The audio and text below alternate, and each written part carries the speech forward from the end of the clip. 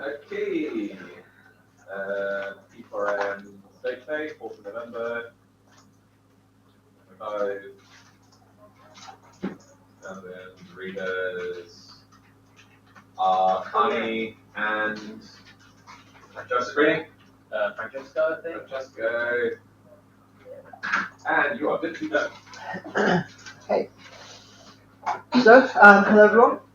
My name is Hamilton. I am going to be presenting Blue Room's newest production, Skillet issue. To start off, just a quick introduction to me and my team. I was a game designer at Ubisoft for a while, and I have managed a few projects in my time. Jay is our lead programmer. He's worked on a few projects you might know, such as The Observer and The Red Prince, and actually won the New Truth Game Jam back in 2021. We've got Lucy, our lead artist. Her primary work was a technical artist for Five Guys, but she has recently started being a lecturer in her field, so she's pretty specialised. And finally, we've got Josh, as our sound designer. He's worked on a whole bunch of cool things, but basically he is our Foley master, and he's going to get us some really good chopping and dinging sound effects, hopefully.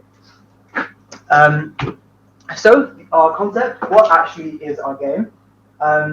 It is essentially Phasmophobia meets Overcooked. It's a first-person cooking game where each person has to contribute something individual to the dish that they create at the end. As we go on, I'll talk more about that and we kind of understand how that comes to be. But basically, yes, sure. So, in terms of our inspiration, it is the social aspect of Phasmophobia, where you play with friends or you play with strangers, mixed with the fast-paced nature of Overcooked and the back-to-back mini-games of Cooking Mama. All of that is blended together, and then in a low-poly style, like you can see from that Escape Simulator clip, is roughly the kind of aesthetic that we'll probably go for. Just because, you know, with the nature of our team, playing to everyone's strengths, that's kind of what will work best, and I think that it just kind of it conveys the whimsical nature of the game most appropriately. In terms of the target audience, it's generally pretty wide. We've roughly kind of tried to base it off of a typical Twitch viewer. Our Twitch initiative is kind of our main marketing and the way that we're going to grow the game. So our target audience ages 16 to 35, kind of social gamers, people who enjoy watching streams, watching YouTube, and kind of the people who are going to be in a Discord call with their friends at 2 or 3 a.m. playing this crazy game. That's more or less what we're going for. We also have a completionist aspect. Since we do have a star rating system, people who care about wanting to get 3 stars, they'll probably replay the game, might get frustrated at it, but that's kind of what we want to go for. We want to appeal to as many people as we can. So the appeal for you guys, Art Digital, our main thing is this game doesn't take any risks.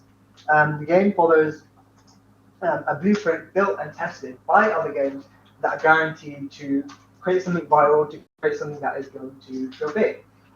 Looking at other games like Peak and Repo, which are other social games, they're constantly the top bestsellers. Phasmophobia has been in Twitch's top 100 for the last 3 years.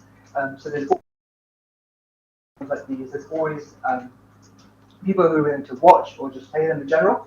And then we do have a games as a service avenue with battle passes and cosmetics that we are planning to go forward with. So in terms of what the actual gameplay will look like, our game loop is relatively simple. It follows pretty straightforward. First, you start off by setting up your game. Who are you playing with? Is it random people? Is it friends? You can choose modifiers. Do you want to make the game spooky? Do you want to make the game a bit harder, a bit easier? And the next couple of steps are a bit ambiguous, depending on the players. So you're going to want to identify what you have. You're identifying what utensils you've got. You're identifying what recipe you have. Next, you need to talk about it. Who's going to do what? Who has what?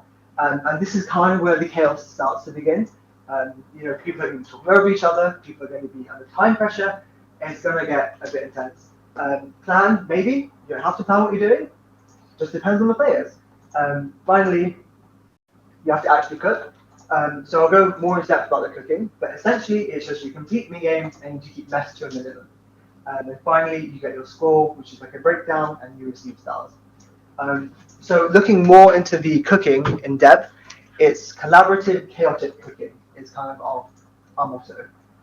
So everyone will have a random piece of kitchenware assigned to them, whether it's a spoon, whether it's a bowl, and using that kitchenware, certain people can do certain parts of the random recipe they get. For example, person A has a knife, he needs to cut up the vegetables. The person B has the bowl, so he needs to mix them with the sauce. So it's about coordinating who does what and in what order. And obviously, if you mess up, you're making a mess and you're losing time and you're failing. All of this in a high stakes environment, where, like I mentioned, there is a time limit, and also you want to get as accurate as you can so that you can have the best score you can. And that high stakes environment is kind of what drives people to want to do a bit better. They want to, sometimes you want to just mess around, sometimes you want to lock in and you want to say, okay, fine, let's get 2 stars. So it can really appeal to, the game is fun depending on how you want to play it, which is one of the biggest things about the process of playing. We have a few mock-ups. So that first picture is our cookbook. So when you receive your randomly assigned recipe, you're going to want to go through the cookbook, actually figure out how to make it. Obviously, as you play, you'll remember how to make stuff and you won't need to check as much. So that's, again, part of you improving in the game loop.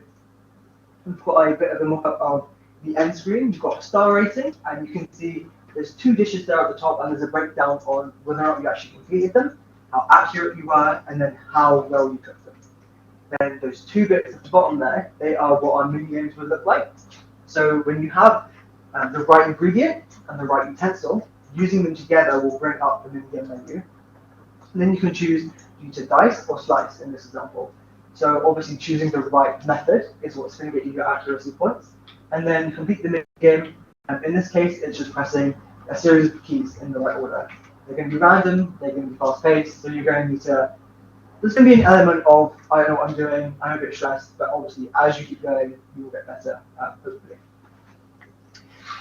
So in terms of the production, how are we actually going to get this game from the slides onto the computers that are in front of you? Our timeline is split like this. Our production schedule is going to be 18 months. It's developing the game fully in-house, and all the assets will be done by our team. During this time also, we have designated planning time. So for when the game actually comes out, there's going to be post-release content, such as other seasons for the Battle Pass and another level that we're going to produce. That won't get produced in this time, but it'll be planned. So after launch, we can basically start working on that straight away. Post-production is 8 months long.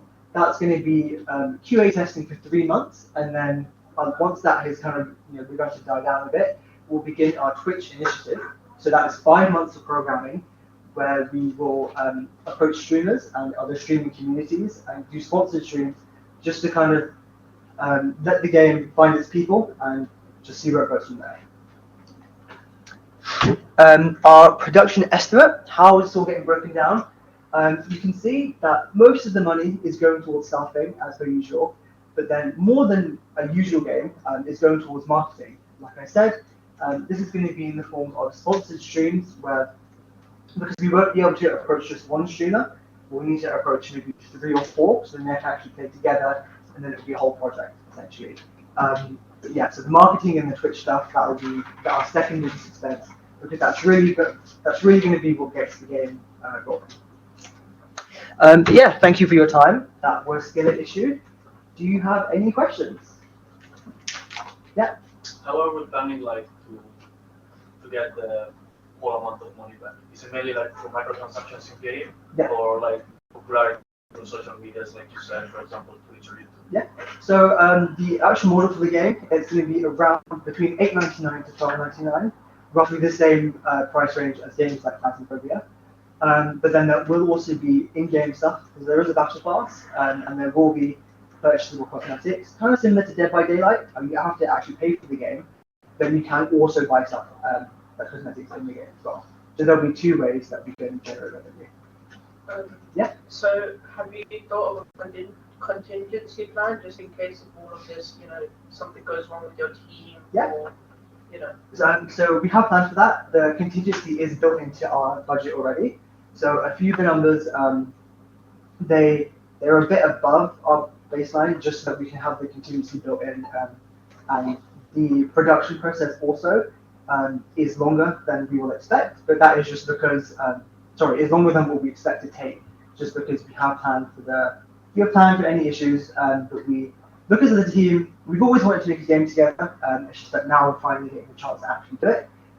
So we're all pretty excited. So we've planned it well. We've made sure everything's going to go perfect. But yeah, we've got contingency built into everything you've seen already. So we're great about that. Anything else from the Critical Raiders? No, it's fine. Yeah, I've got one. Did you state what platforms this was being released on? I didn't in the PowerPoint, but it will mostly be PC. Our post-production after the game is released will include porting. I think that was in the budget, yeah. So the budget I have there is 55,000 set aside because there'll be a 3-month porting period using one of the lead programmers and then 2 others that will help with the team. Porting to what? Porting to console. Which console? It's going to be Xbox and PlayStation. We probably won't do Switch just because of the social nature. It's a bit more mature, so I just don't think it will really do well there. Yeah. Why would you release it on PC first, then instead of console first? Just because the market's a bit bigger. We have also looked at games like Phasmophobia, for example. That's not on other platforms. So it's just about looking at what's already worked in the past and just kind of going off that basically. There's no need to kind of take a risk and launch it on something like Xbox first, when we've just seen other games launch on PC first, do great, and then move over to console. Okay, yeah, I'll take that as a long term. So happy. Cool, thank you. Thanks.